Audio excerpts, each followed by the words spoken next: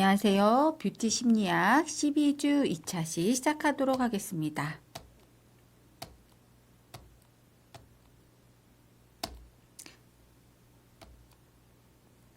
네, 지난 시간에 외모와 사회계층에 대해서 수업을 했었는데요. 요약 정리를 하자면 사회계층의 유형에는 카스트, 신분형, 계급 이런 유형들이 있었고요. 지위 상징과 소비 유형에는 과시적 소비와 차별적 소비 유형이 있었습니다. 사회 이슈는 중산층의 확대와 공동체 강화 노력이 좀 필요할 것 같다라는 이야기가 있었고, 이제 새로운 시대가 되었을 때 새로운 사회적 불평등을 양산할 수도 있고 또 몸이 곧 계급이 되는 시대가 도래를 했고요. 고소득 고학력일수록 몸매가 마른 사람이 많이 나오는 걸로 나왔습니다. 학력과 소득이 높을수록 칼로리에 신경을 쓰고 운동을 하기 때문이고요. 또한 이제 성형에 대한 문제점도 많이 드러났는데 고소득 고학력일수록 성형도 많이 하는 걸로 나타나서 성형 하층민이라는 말이 생길 정도로 외모의 양극화 양산이 빚어졌다. 그래서 과거는 뭐 어떤 부에 따라서 먹을 게 별로 없었을 때는 부유한 사람들이 좀 통통하고 귀여운 모습이 아름다웠다면 지금은 너무나 먹을 게 풍족한 시대고 산업이 발달함에 의해서 고소득 고학력일수록 몸매 관리도 더 많이 하고 또 성형수술로 인한 외모 관리를 많이 하기 때문에 이 외모가 어떤 유전자라기보다는 물질적인 재력에 좌우되는 현상을 빚어지고 있다라고 볼 수가 있겠습니다. 자, 이번 시간에는요, 뷰티 고객의 심리 상담에 대해서 알아볼 건데, 학습 목표는 뷰티 고객의 상담과 의사소통 능력에 대해서 이해할 수 있다, 공감과 경청을 잘하는 방법에 대해서 이해할 수 있다라는 걸로 목표를 정해봤습니다. 자, 생각해보기 코너인데요. 고객과 상담을 잘하기 위해서는 어떤 능력이 필요할까요?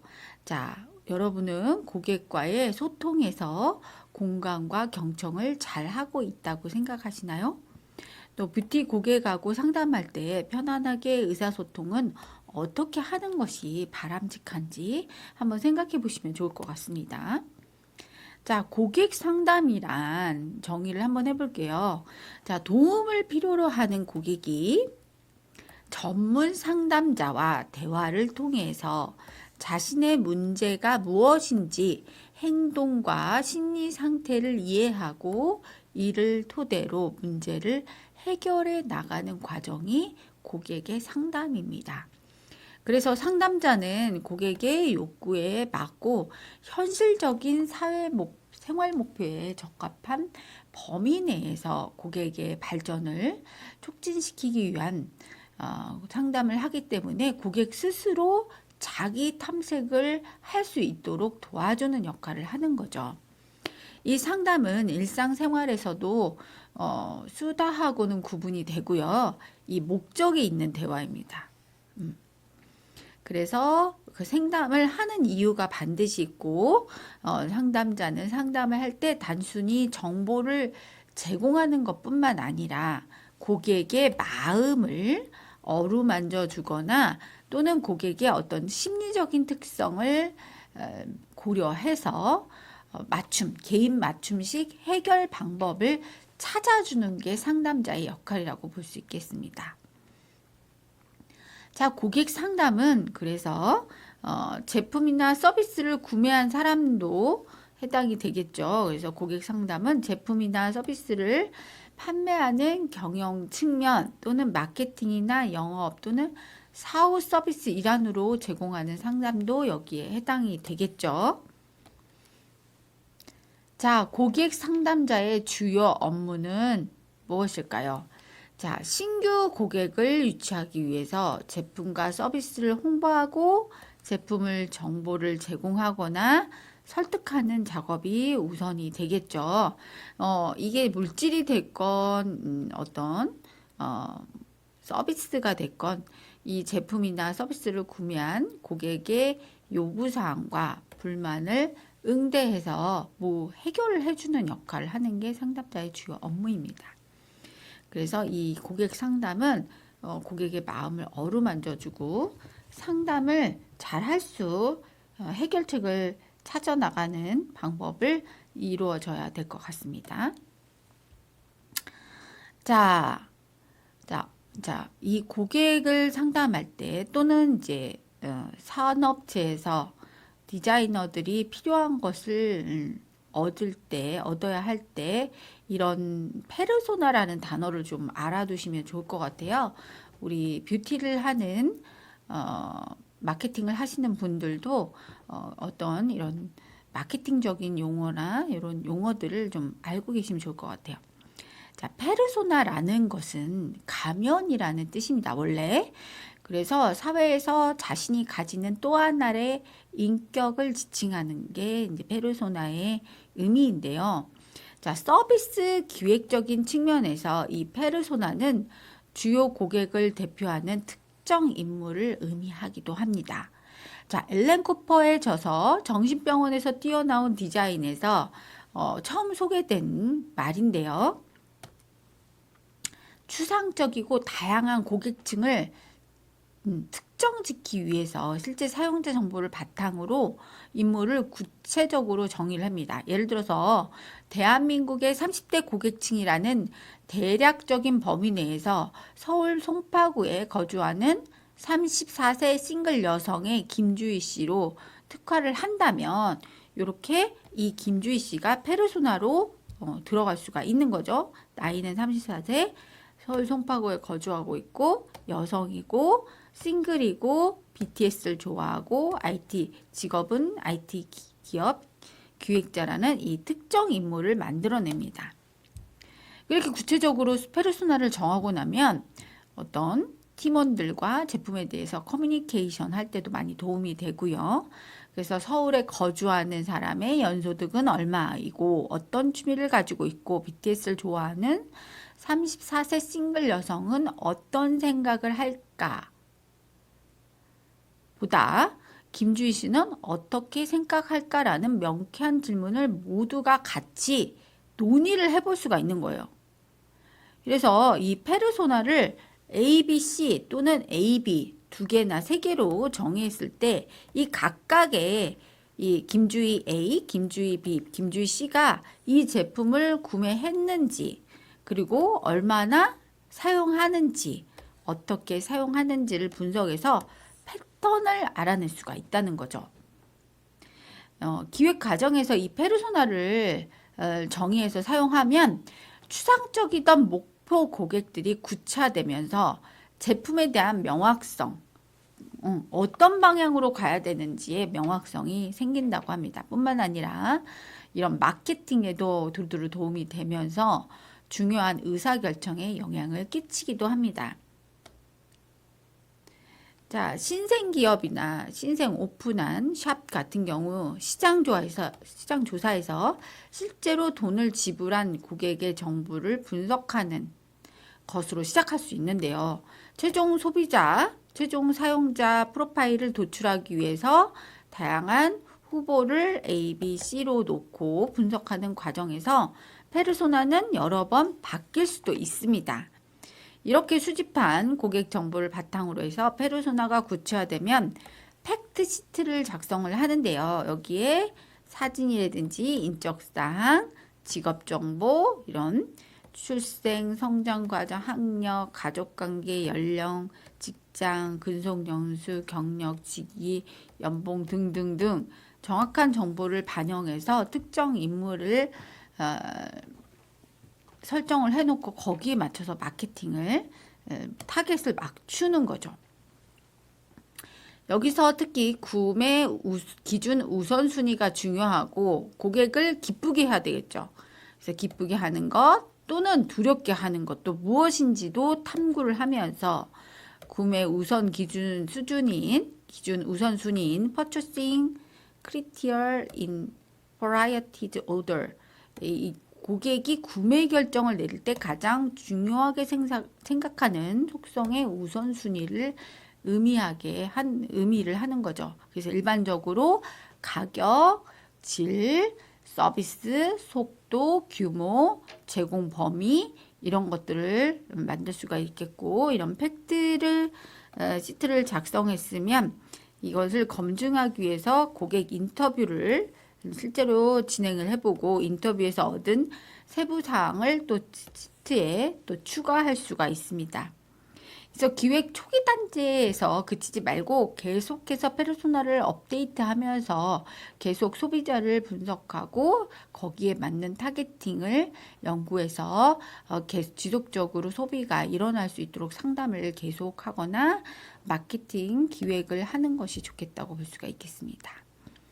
자, 그리고 다시 이제 의사소통 능력으로 들어와서 상담을 할 때 가장 중요한 능력이 이 말이잖아요.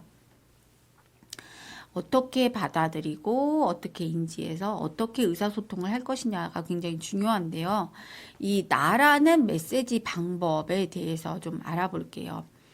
자, 의사소통을 할 때는 나를 기준으로 할 때인지 너를 기준으로 할 것인지가 매우 중요하다고 볼 수가 있는데요. 나를 주어로 해서 상대방의 행동이나 감정을 자신의 생각이나 감정으로 구체적으로 표현하는 대화 방식이 훨씬 좋다고 합니다. 그래서 상황을 객관적으로 묘사하고 나의 감정을 표현하고 그 이유를 설명해서 좀 더 구체적으로 요청하는 바를 말할 수 있게 되는 거죠. 그래서 나 메시지 방법과 유 메시지 방법이 이렇게 차이가 있는 걸 한번 보실게요. 자, 직장에서 일이 늦어질 때 상사는 나를 기준으로 해서 얘기를 해볼게요. 작업량이 많은데 일이 자꾸만 늦어지고 있네. 좋은 방법이 있을까? 나를 기준으로 하면 뭔가 긍정적으로 많이 나오는데 너를 기준으로 하게 되면 자꾸나 탓하거나 비난하거나 이렇게 될 수가 있어요. 한번 볼게요. 자, 자네는 일하는 게 왜 그 모양인가? 일이 자꾸 늦어지고 있잖아. 핀잔을 주고 있죠. 자, 부하도 마찬가지예요. 작업이 늦어져서 상사가 걱정을 하는구나. 내가 상사의 생각을 읽는 나 메시지 방법으로. 근데 이제 유 메시지 방법으로 읽으면 생각을 하게 되면 상사가 나를 무능력하다고 생각하네? 이렇게 비판적인 생각을 하게 되는 거죠. 자, 그리고 자녀에게 꽃병을 깨뜨렸을 때 엄마와 자녀와의 관계도 한번 아이 메시지로 봤을 때 한번 볼게요. 어떻게 하다 깨뜨렸어? 다치지 않았니? 얼마나 다쳤어? 안 다쳤어? 이렇게 걱정을 할 수가 있죠. 근데 엄마가 이제 자녀도 꽃병보다 나를 더 사랑하시네. 조심해야지. 이렇게 되는 거고. 유 메시지로 가다 보면 너는 왜 매사에 조심성이 없어? 이 꽃병이 얼마짜리인데 또 깨뜨렸어? 이렇게 이제 핀잔을 주거나 이 꽃병보다는 자녀보다는 꽃병을 더 생각하는 이상한 말이 돼버리는 거죠. 그래서 우리 아이도 이렇게 생각할 수 있어요. 나는 쓸모없는 사람인가 봐. 저 꽃병보다도 못한 쓸모없는 사람인가 봐. 잔소리를 하시네 라고 생각을 할 수가 있는 거죠. 자, 나 메시지법 활동을 한번 더 살펴볼게요. 어떻게 여러분들은 말을 해야 되는지 좀 생각해 보시면 좋을 것 같아요. 다시 생각해 보기 코너인데요. 자, 상황을 얘기해 드릴게요. 자, 마음이 안 맞는 친구가 생겼어요. 말도 잘 맞는 친구가 생겼어요. 말도 잘 통하고 취미도 비슷하고 잘 도와줘요. 그런데 약속 시간에 좀 늦고 과제물도 안 하고 자기를 변명하는 말을 늘어놓게 돼요. 그러면 나는 뭐라고 말할까? 나 메시지로 했을 때 여러분들은 뭐라고 하실 것 같은가요? 네. 자, 한번 생각해 주시면 좋을 것 같고요. 자, 비교적 친하게 된 5명의 팀원 중 팀 활동을 위해 나를 비롯해서 둘씩 짝이 되었어요. 근데 선배 하나 홀수니까 5명이니까 반드시 한 명이 홀수가 되죠. 선배 하나가 홀로 남았어요. 나에게 자기랑 같이 짝하자고 말하는데 여러분들은 뭐라고 말을 할까요? 아이 메시지로 말을 하시는 거예요. 자, 한 회사의 CEO예요. 실적도 안 좋고 직원들의 거부 대상이고 고객들한테도 불손한 김이사가 해고 대상이 되었어요. 이 김이사는 자신을 해고하면 당신의 비리를 고발한다고 말해요. 자, 아이메시지 방법으로 이런 사람한테는 어떻게 말을 하면 좋을까요? 자, 생각해 보시고요. 답을 말하면 안 되니까. 자, 그리고 의사소통 능력에서 또 굉장히 중요한 게 경청입니다. 경청이라는 말을 한자로 말을 하면 귀자가 있고 마음심이 있고 보는 거, 그죠? 임금님이 있어요. 그래서 귀로는 듣고 눈으로는 상대방을 보고 상대방의 마음을 받아들이고 상대방을 왕처럼 받아들여라고 이렇게 한자가 되어 있는 거래요. 얼마나 잘 들어야 됩니까? 임금님 앞에서 듣는 것처럼 정말 주의를 기울여서 공감을 하라는 얘기겠죠. 그래서 이 경청은 대화에서 잘 듣고 공감하는 능력을 하면 서로 신뢰를 쌓을 수 있고 상대방은 상대를 신뢰하니까 안도감을 느끼고 믿음을 갖게 된다는 거죠. 자, 여기도 평가하기 문제를 중간에 한번 넣어봤는데요. 당신은 가까운 사람하고 상담을 하고자 해요. 어떤 코치가 되고 싶은지 한번 생각해 볼게요. 그 사람이 당신의 마음대로 행동하도록 자유에 맡긴다. 평소에는 자유에 맡기지만 큰일이 일어났을 때는 조언을 해준다. 3번, 옆에서 세심하게 지도하고 조언한다. 자, 1번은요, 맡기는 타입이에요. 그리고 2번은 조언하면서 요소에 관여하는 타입이고, 여기는 세심하게 밀착형으로 조언을 해주는 타입이겠죠. 자, 어떤 코치가 되고 싶으신가요? 자, 그리고 지도 조언으로 당신은 어떤 방법을 선택할지 한번 볼게요. 자, 답은 없어요. 자, 미소 띈 얼굴로 이야기를 들으며 고개를 끄덕여준다. 힘내라고 격려해준다. 모범을 보여주고 방법을 가르쳐준다.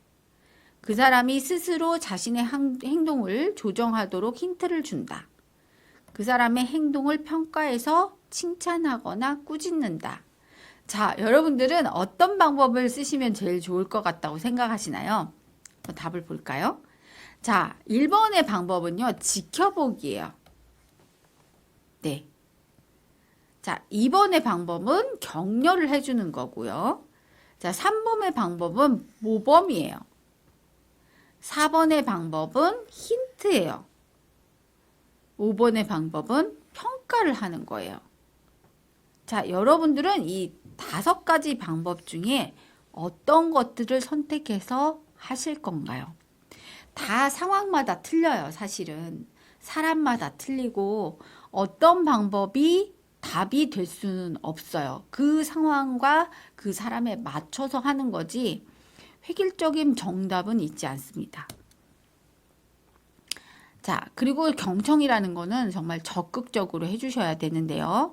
완전히 상대방에게 집중하고 상대방의 말과 몸짓에서 나오는 단어나 억양이나 이런 바디 랭귀지를 주관적인 느낌으로 필터링 하지 마시고 될 수 있으면 객관화해서 잘 헤아릴 수 있는 기준을 잘 마련을 하시면 좋을 것 같아요. 경청할 때는 그게 중요한 것 같아요. 다들 보면은 자기 기준으로 해석하려고 하는 경향이 많거든요. 자, 왜 경청이 중요한지. 자, 경청을 잘하면 상대방을 한 개인으로 존중할 수가 있고 상대방을 성실한 마음으로 대할 수가 있고 상대방의 입장에서 공감하면서 이해할 수가 있어요. 근데 그 적극적 경청에 장애가 되는 요인도 많습니다. 한번 볼게요. 주변적인 경청이에요. 상대가 얘기하는데 한눈을 팔거나 딴 생각을 하거나 그러면 절대 경청에 집중을 할 수가 없겠죠? 자, 비판적인 결정이에요. 상대가 말하고 있는데 성급하게 내가 미리 판단하는 거고 지적하는 거죠. 그거는 안 돼요. 그 다음에 감정이입적인 경청이에요. 상대가 말하는 거에 너무 동화돼서 이야기를 끊어버리거나 아니면 자신의 이야기를 더 많이 해서 상대방의 이야기를 충분히 듣지 못하는 것도 경청의 장애가 될 수가 있고요. 또 짐작하거나 판단하는 거예요. 상대방의 말을 잘 듣고 받아들이기보다는 자신의 생각, 부정적인 생각들의 단서를 찾아서 자신의 생각을 확인함으로 인해서 놓칠 수도 있고 또는 왜곡되기도 하는 거죠. 그 다음에는 또 비유 맞히기도 있어요. 이건 좀 높은 사람들의 말을 듣다가 이런 식으로 끝나버리는 경우가 있는데 상대방을 위로하기 위해서 또는 비유를 맞추기 위해서 너무 빨리 동의를 해버리는 거예요. 그 다음에 조언하기. 어떤 사람들은 지나치게 다른 사람의 문제를 본인이 해결하려고 막 너무 많이 지나치게 단지 들어주는 것만으로도 도움이 될 때가 있거든요. 근데 너무 오버를 하는 거죠. 자, 그래서 경청의 방법이 중요한데 한번 보실게요. 혼자서 대화를 독점하지 않는다. 네, 상대방도 마찬가지예요. 고객이 너무 자기만 말할 때는 적당히 딱 끊어서 절제를 할 수 있도록 해주시는 게 좋아요. 왜냐하면 너무 극감정으로 올라간다든지 아니면 너무 울어버린다든지 뭐 이런 때는 조금 적당히 잘라서 감정 조절을 할 수 있도록 해주는 게 좋겠죠. 자, 상대방의 말을 가로채지 않는다. 이거는 이제 가로채는 거와 적당히 끌어주는 거하고는 의미가 좀 많아요. 자, 이야기를 가로막지 않는다. 이건 상황에 따라서 해줘야 될 것 같고요. 의견이 다르더라도 일단 수용한다. 네, 충분히 들을 수 있을 때까지는 들어보셔야 되죠. 근데 이상하게 방향이 너무 극단적으로 가지 않을 때까지는 좀 적당히 허용을 하셔도 될 것 같아요. 그리고 말하는 순서를 지켜줘요. 그 사람이 말하고 내가 말하고 적당히 텀을 주면서 말을 할 수 있으면 더 좋겠죠. 그리고 논쟁에서는 먼저 상대방의 주장을 들어줘요. 그래야 경청이겠죠. 그 다음에 아이 컨택을 해줘요. 네, 눈을 맞추면서 이야기하는 게 굉장히 중요합니다. 그리고 귀로만 듣지 말고 마음으로 듣고 피부로 듣고 오감을 통해서 적극적으로 경청해 주는 거야. 표정으로 듣고. 자, 성공적인 상담 패러다임에요. 공감, 엠퍼시 나누기가 있는데 여러분들 감정은행 계좌라는 걸 한번 들어보셨나요? 이거는 이제 성공하는 습관, 성공하는 사람들의 7가지 습관이라는 책에 나온 얘기인데요. 미국의 스티븐 코비 박사가 경영학의 권위자로서 기업에서는 리더십 코스 진행자로도 유명해요. 그래서 그 성공하는 사람들의 7가지 습관이라는 유명한 책도 전 세계적으로 베스트셀러가 됐는데요. 저희 집에도 이 책이 여러 권 있어요. 성공하는 가족들의 7가지 습관, 성공하는 사람들의 7가지 습관뿐만 아니라 성공하는 사람들의 새로운 습관 이런 것들이 막 계속 리뉴얼 되고 있더라고요. 그 안에 감정은행 계좌라는 말이 나와요. 자, 어떤 뜻인지 한번 볼게요. 이 감정은행 계좌라는 것은 무엇이냐면 우리는 은행 계좌도 알고 있죠. 그래서 예를 들어서 우리는 은행 계좌에다가 돈을 맡기고 또 필요할 때 인출할 수 있고 또 잔고도 남겨놓고 하잖아요. 이걸 감정으로 비유를 한 거예요. 그래서 인간관계에서 구축하는 신뢰의 정도를 은유적으로 표현한 거예요. 그래서 사회적인 관계적인 존재로서 태어나면서 죽을 때까지 누군가와 관계를 맺고 살아가는데요. 누군가와 관계를 맺는 순간부터 그 둘의 사이에는 보이지 않은 감정은행 계좌라는 게 시작이 돼요. 이게 사랑의 통장이라고도 볼 수가 있어요. 자, 이 감정은행 계좌에 대한 영상을 한번 가지고 와봤는데요. 여러분들이 보시면서 한번 생각해 보시면 좋을 것 같아요. 한번 보시죠.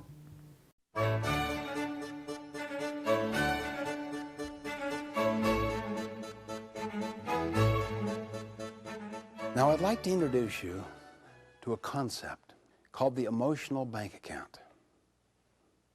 You know what a financial bank account is. If you were my banker and I were to make many, many deposits into this bank account, it would gradually get larger and larger. I could even take withdrawals from it, but I have great reserve capacity. An emotional bank account is like that as well. You could make many, many deposits over a period of time, which would build my reserve capacity with you. If I make a mistake, that is a small withdrawal. And the trust is so high, I still have a huge reserve capacity. If I make a huge mistake that violates, in the deepest sense, our agreement, it may cause the emotional bank account to be overdrawn all at one time, see? The concept of the emotional bank account is the production capability side of human relationships, of human interaction. Now, any metaphor, if pushed far enough, will tend to break down, including this one. You don't make deposits in order to take withdrawals. Nevertheless, if you have a high emotional bank account, if the quality of that relationship is so good and the trust is so high, you can, in fact, make mistakes. You can take withdrawals. Not on purpose, but often unwittingly, unknowingly, because of insensitivity or whatever. But people understand. Just to illustrate, how many have a high emotional bank account with somebody, a trust relationship with someone, think of that person, that it is so high you can communicate with them almost without words? Can you think of people? How many have such a high emotional bank account that you can even make mistakes in your communication and they'll still get your meaning? Why? They know your heart. They know what you represent. Now the opposite. How many have a relationship with someone that is really strained, where the trust isn't there, where the emotional bank account is overdrawn? How many have had that in your life or now have one of those in your life?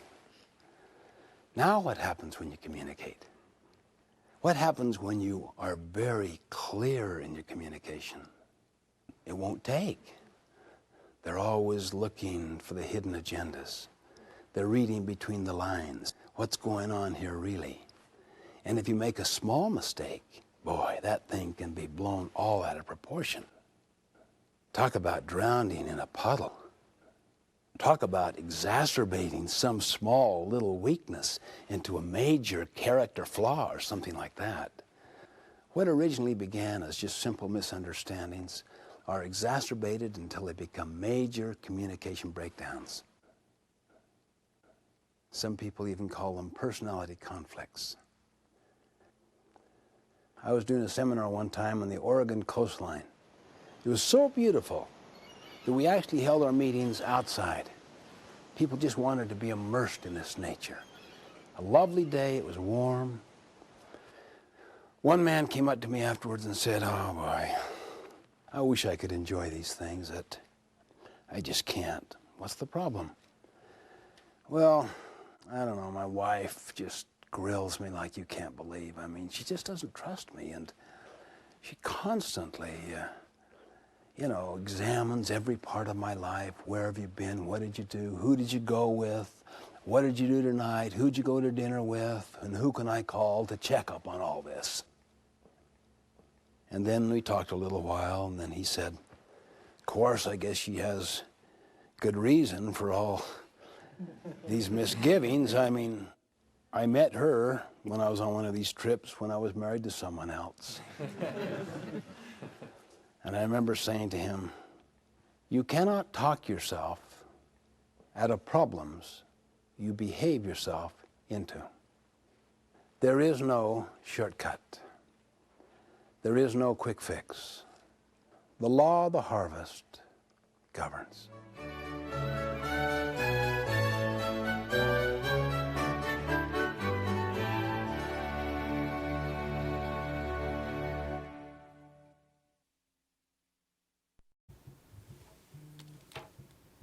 영상 재밌게 보셨나요? 네, 이렇게 그 사랑의 통장인 감정은행 계좌라는 게 우리의 인간관계의 신뢰를 얼마나 쌓고 있느냐에 따라서 굉장히 중요한 것 같아요. 자, 여러분들의 감성 기능 테스트를 한번 해보고 싶어서 제가 퀴즈를 하나 만들었습니다. 그래서 이 QR코드를 찍고 핸드폰으로 한번 찍어서 퀴즈를 한번 해보신 다음에요. 그 결과치가 60점 미만일 때는 자, 감성 지능이 낮은 상태고요. 60점에서 120점 사이라면 평균인 거고요. 그 다음에 120점 이상이라면 감성 지능이 굉장히 높은 사람이라고 볼 수가 있어요. 그래서 여러분들의 감성 지능 테스트를 한번 해보시는 것도 이번 시간에 굉장히 뜻이 깊을 것 같아요. 한번 해보시죠. 자, 공감적인 이해요. 자, 우리가 대화를 하거나 상담을 할 때 소통, 커뮤니케이션, 경청, 그 다음에 공감적인 이해 굉장히 중요하죠. 엠퍼시. 이 상대방이 자신의 상황과 감정을 잘 이해해서 수용하고 있다는 느낌을 받게 하는 게 공감이에요. 공감. 이 공감을 잘해주는 사람의 특성 한번 볼게요. 공감을 굉장히 중요한데, 자, 상대방의 말을 자신의 입장과 관점에서 듣기보다는 상대방의 입장과 관점에서 이해하려는 노력을 하는 게 엠퍼시죠. 또 공감을 잘하기 위해서는 상대방이 하는 말의 사실적인 의미와 더불어서 그 이면에 깔려있는 정서적인 의미를 포착하시면 좋겠어요. 자, 그리고 이렇게 느낀 감정을 상대방에게 적절하게 잘 전달해 주는 게 공감을 잘해주는 사람의 특성이라고 볼 수가 있습니다. 자, 그러면 공감을 어떻게 잘 나눠줄 것인가? 그것도 중요하겠죠? 그래서 먼저 상대방의 감정을 먼저 잘 수용을 하고 이해하려고 하는 노력이 필요할 텐데요. 상대방의 노력에 대한 존재에 대한 관심의 표현이고 효과적인 대인관계 기법이라고 볼 수 있습니다.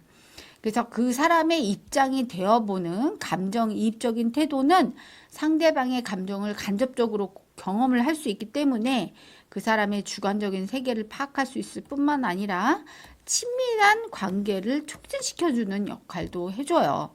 그래서 이 라포 형성을 하는 데 있어서 공감이 굉장히 중요하다고 볼 수 있겠어요. 자, 대인관계의 유형에는 이렇게 지배형, 실리형, 냉담형, 고립형, 복종형, 순박형, 친화형, 사고형이 있어요.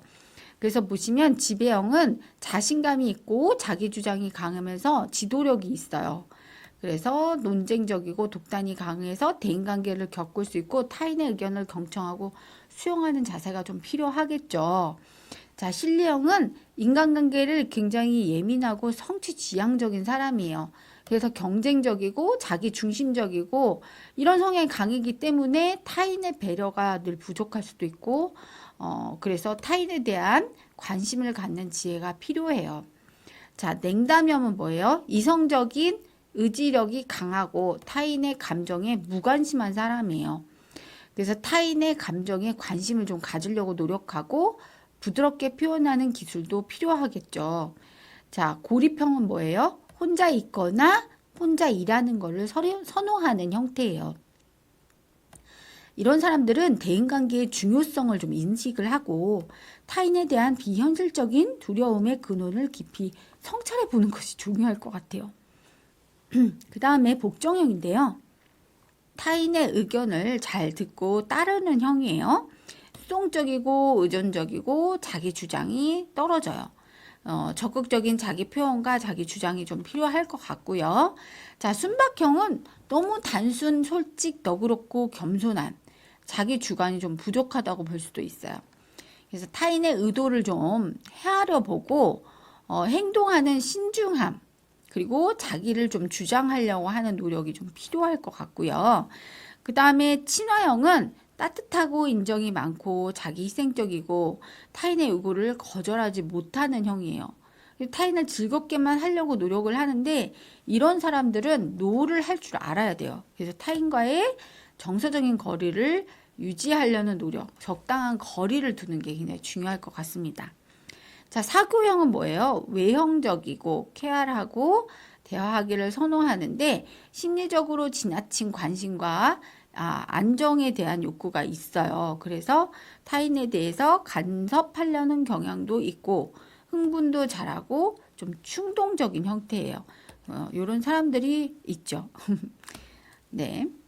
자, 대화의 기법에서 상황과 대상에 따른 대화 기법이 또 필요하겠는데요. 자, 상대방의 잘못을 지적할 때는 어떻게 해야 되는 게 좋을까요? 자, 상대방이 알 수 있도록 확실하게 지적한다. 이거 굉장히 중요해요. 자, 상대방의 관계를 고려하면서 그런데 그리고 이것저것 함께 꾸짖으면 효과가 근데 없어요. 예. 상대방을 칭찬할 때는 칭찬도 센스 있게 해줘야 된다는 거. 그래서 본인이 중요하게 여기는 것을 칭찬하는데 먼저 칭찬으로부터 시작하는 것이 중요할 것 같아요. 그리고 상대방한테 부탁을 해야 될 때, 자, 상대방의 사정을 우선시하는 태도를 보여주고 응하게 쉽게 구체적으로 부탁해 주는 게 좋을 것 같습니다. 자, 거절을 당해도 싫은 내색을 하지 말아야 된다. 네. 그죠. 이것도 중요해요. 거절을 당할 수도 있어요. 그런데, 너무 싫은 내색을 하면 안 되겠죠. 왜? 그것도 수용해야 되는 거예요. 대화에서는. 내 부탁을 모든 사람이 다 들어준다고 볼 수는 없잖아요. 자, 그리고 상대방의 요구를 거절해야 될 때, 왜 거절을 해야 되는지 이유를 설명해 주는 게 굉장히 중요하겠죠. 그리고 모호한 태도보다는 단호하게 거절하는 것이 좋고, 그렇다고 정색을 하면서 안 된다고 표현하는 것은 좀 부적절한 것 같아요. 자, 명령을 해야 될 때, 절대 강압적이면 안 되겠죠. 부드럽게 표현하는 게 좋겠고요. 그리고 무엇을 이렇게 해라. 무엇을 이렇게 해주는 것이 어떻겠습니까? 라고 돌려서 표현을 해주라는 거죠. 네. 강압적으로 하시면 안 되고요. 자, 설득을 해야 될 때. 자, 밀어붙인다는 느낌을 받으면 설득에 실패. 네. 자, 그리고 이익을 공유하겠다는 의지를 보이면 설득에 성공할 수도 있겠네요. 그리고 자신이 변해야 상대방도 변해한 사실을 인정해야 되겠고요. 자, 충고해야 될 때. 타인의 존재와 능력을 인정하면서 충고는 마지막에.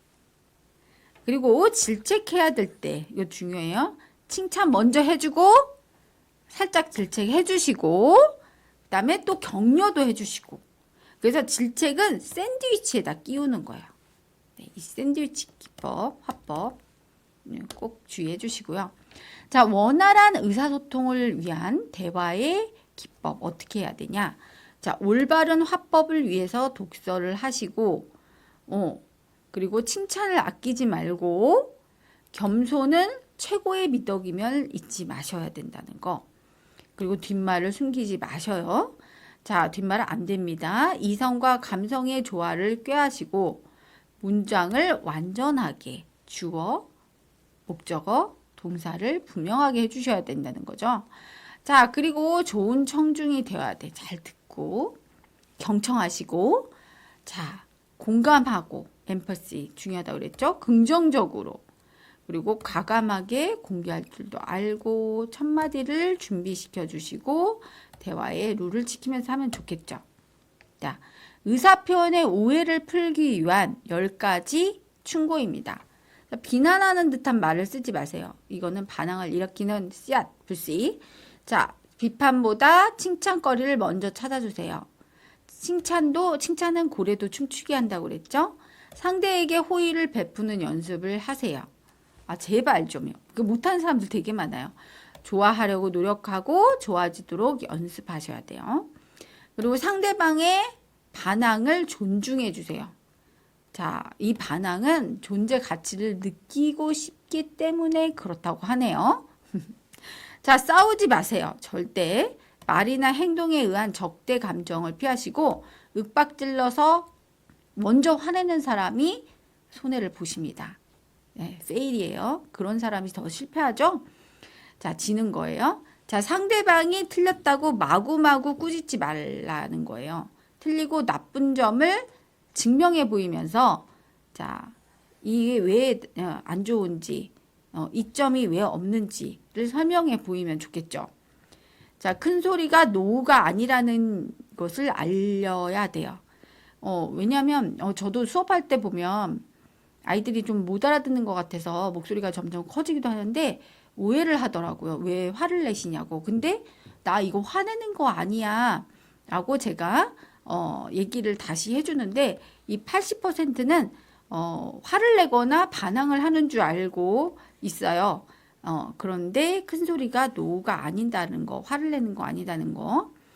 나는 당신이 지금 어떤 기분인지를 잘 알아요, 이해해요 라는 말을 애용하래요. 이게 굉장히 놀라운 효과가 있다고 합니다. 이게 중요하다고 보시겠네요. 이건 빨간 글씨를 했어야 되는데 나는 당신이 지금 어떤 기분인지를 알아요. 무슨 일일까요? 이렇게 질문하는 게 굉장히 중요하다고요. 자, 무언가 질문하고 그 이야기에 귀를 기울여야. 진지하게 자기의 말을 들어주는 사람을 싫어할 사람은 없다고 해요. 그리고 상대를 위해 기도하고 용서하라. 사랑으로 감싸는 모습을 마음속으로 그려라 라고 하네요. 자, 이제 마지막 평가학인데요. 나 메시지 단계에 해당하지 않는 것을 다음 중에 골라주세요. 상황을 객관적으로 묘사한다. 나의 감정을 표시한다. 그 이유를 설명한다. 좀 더 구체적으로 요청하는 바를 말한다. 상대방의 감정에 초점을 맞춘다. 네, 어떤 거겠어요? I. 자, 해당하지 않는 거는 상대방의 감정에 초점을 맞춘다예요. 아셨죠? 자, 그 다음에 적극적 경청에 장애가 되는 요인이 아닌 거를 고르세요. 한눈 팔기. 이것도 장애가 되겠죠. 상대방의 말에 성급한 지적 안 된다고 했죠. 이게 장애되는 요인이에요. 상대방 끊기 안 돼요. 고개 끄덕끄덕하기. 요거는 장애가 아니죠. 얘는 적극적인 경청의 예잖아요. 딴 생각하기 이것도 안 돼요. 그래서 답은 고개를 끄덕거리는 거겠죠. 자, 가로 안에 알맞은 말이 무엇일까요? 스티븐 코비는 인간에게는 상대에 대한 뭐가 있다고 했어요. 제가 상대방이 당신에게 공손하고 약속을 지키고 믿음을 가지고 진실하게 대해주면 그에 대한 신뢰의 감정이 축적이 됩니다. 그래서 뭘까요? 무슨 은행이라고 했는데 감정은행 계좌입니다. 네.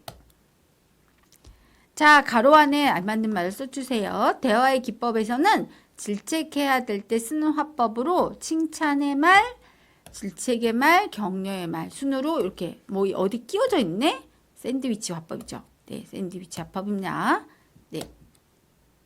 자, 이번 주 학습 정리를 해볼게요. 자, 상담은 목적 있는 대화이고 상대방의 마음을 충분히 어루만져주고 또 고객의 심리적인 특성을 고려한 맞춤 해결책을 찾아주는 게 상담이에요. 이 상담을 잘하기 위해서는 상대방과 원활한 의사소통이 필요하는데 의사소통할 때는 you 메시지보다는 긍정적인 나 메시지를 활용하시고 의사소통을 개발하기 위해서는 사후 검토, 피드백의 활용, 명확하고 쉬운 단어를 통한 언어를 단순화, 적극적인 경청, 그리고 감정 조절이 매우 필요합니다. 그래서 경청의 중요성, 공감하면서 경청 잘하기, 감정은행 계좌를 잘 관리해서 관계에서 신뢰 쌓기, 이 부분 되게 중요할 것 같고요. 자, 다음 시간에는 뷰티 살롱 실전 상담 기법에 대해서 해볼 건데요. 이 피드백 한번 더 얘기를 해보고 시작하도록 하겠습니다. 네, 고생하셨습니다, 여러분. 다음 시간에 만날게요. 감사합니다.